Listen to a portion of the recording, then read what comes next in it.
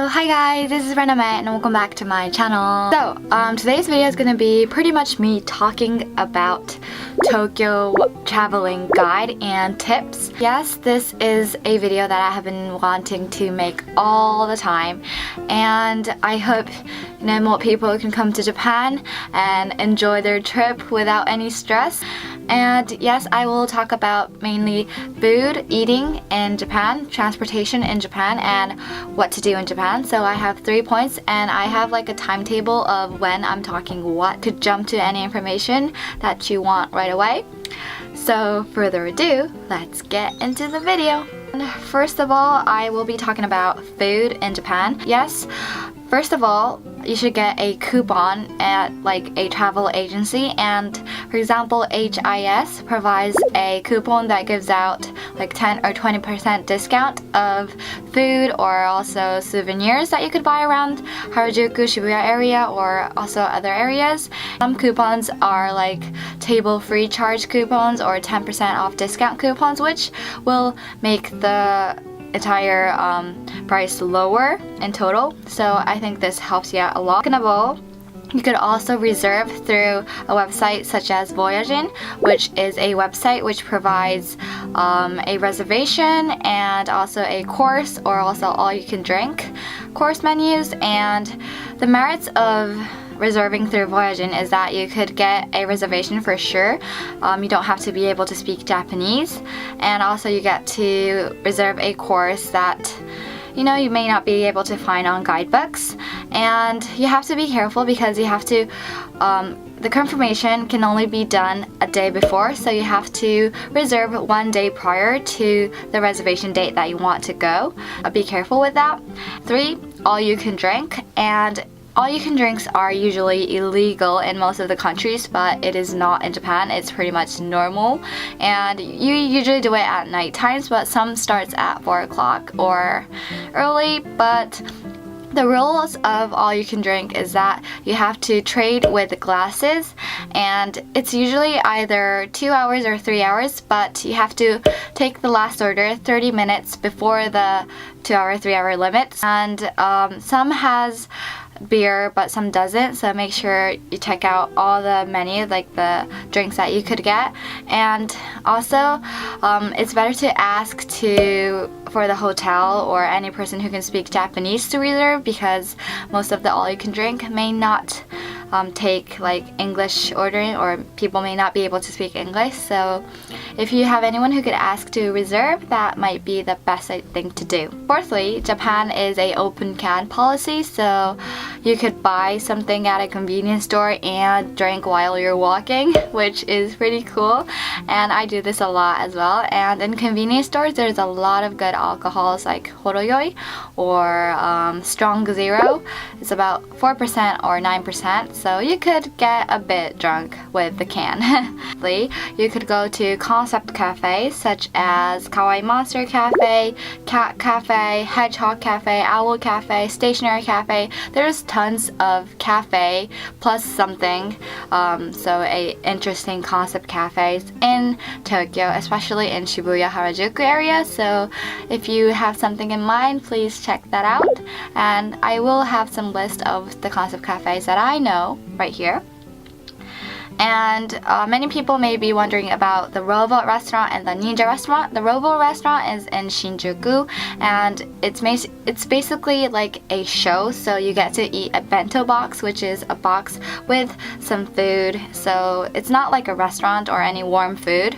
It's like a box filled with food, but you can enjoy the show. And ninja restaurant, it's a restaurant where you can enjoy the ninja performance and also ninja food, but you have to order at least 4,000 yen per person, which is pretty much a lot. But each food and drinks are a bit expensive at the ninja restaurant, so if you want to enjoy the ninja, I think you will love it. And the KAWAII Monster Cafe, they have shows going on. The show time is different, so make sure you don't miss out the show. So you could ask, there's like a front, like before you go in, you have to confirm some things.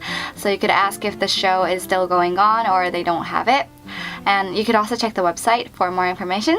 So lastly, I want to talk about the tipping system in Japan. So you don't have to tip in Japan because our salary system is different and we get money per hour. So different from Europe or America, some different waiter may walk past your table, but you can just call them for water or any serving questions. So they don't like work for the table, so that's a bit different. And also I want to talk about izakayas. Izakayas are like a restaurant-ish place or a drinking place where they charge you some table charge and also sometimes take a lot of money. So just be careful with going to izakaya, especially when you get like talk to someone on the street, like there's men like trying to pull in some guests inside their shops, but they are sometimes a bit different from what they tell you and they charge you a lot at the shop. So be careful with that. It's better to reserve and go. So yeah, that was all for the food and eating in Japan, and I'm going to be moving on to transportation. Next, I will be talking about the transportation. I have basically 3 points that I want to talk about. So one is what public transportations you should take, and I would say you should take the train more than the bus because I myself as a Japanese don't use the bus so much and the train is much convenient. And I found like the app called the Japan Travel Navi Time app, which tells you what train to take and depending on what time you want to leave and everything. So it basically tells you the line, the time you should go on the train, where to transfer. So it's really convenient to use if you're going to use the public transportation, especially the train. It's also easier to get one of these chargeable tickets, and you could buy this by 500 yen at the machines in the station. You could charge it at the machine or also at convenience stores, so pretty much everywhere in Tokyo. It's much easier to use this ticket because you can take out the stress of buying the ticket every time at the machine, wondering how much it will cost. So just charge in 1,000 yen or 2,000 yen, and then I think the trip might be much easier. So please, it's better to not go on the trains at morning rush hours and also evening rush hours because that will be the time where all the workmen will go home, and the train, especially the Yamanote line or the Ginza line or the metro line, will be super packed with people. I don't recommend that. So please, it's better to avoid that time. And fourthly, I want to talk about like the major lines that you will be taking, I guess. One is Yamanote line. It is the line where it goes around, so it doesn't have any first stop or the end stop. It just goes around all the time. It goes through Tokyo Station, Hamamatsucho Station, Shinagawa, and Shibuya, Harajuku, Shinjuku Station, which are the major lines you'll be using for transfer and the actual location. So please keep in mind with the Yamanote line.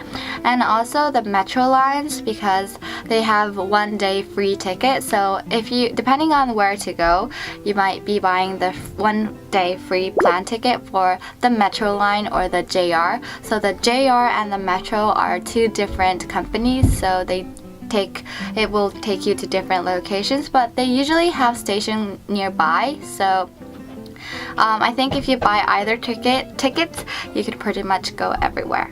And last but not least, I want to talk about what to do in Tokyo, and my recommendation is first taking Purikura. Purikura is like a photo booth machine. I have a video of myself taking Purikura. It's pretty much in everywhere. It's like in game centers or in Harajuku. It costs about 400 to 500 yen per take, and you get to get 8 pictures or so. But most of the places, they don't allow only men to enter. You have to have like a female to enter together. It's like the system. Just be careful with that. And also hot spring. Maybe most of you will be staying at a place like a hotel where it has hot spring. It's called the ryokan. But you could also go to a local super sento. It's called the super sento hot spring.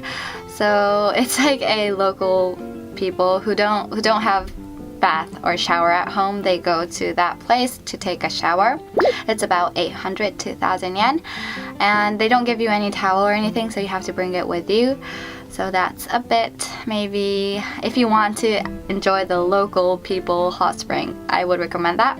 And third, if you want to enjoy like the history or the arts in Tokyo, Edo Tokyo Museum is one of the places to go, and it's at the station called Ryogoku. Ryogoku is also a station where you could enjoy sumo wrestling, and you could buy the day ticket for about 2,000 yen if you want to stand and watch, or else it will be very expensive. And also in Ginza, there is the kabuki. Kabuki is a Japanese traditional dance. And here you could also buy a ticket per act. And usually kabuki is conducted with 3 or 4 acts. But if you buy one individual act, it's about 800 to 2,000 yen, which is much, much cheaper than the entire show, which kids may not enjoy because I didn't as a kid. I recommend you to get one of these Time Out Tokyo series where you could get it at stations. It's a free magazine paper with loads of information and sometimes even coupons of where to go and what to do in Tokyo. It's free, so if you find it, you should grab it. And there's also a lot of information centers in Shibuya or the major stations, so I guess you could go and ask them. That's all for this entire video. I hope you enjoyed it, and see you in the next video. Bye!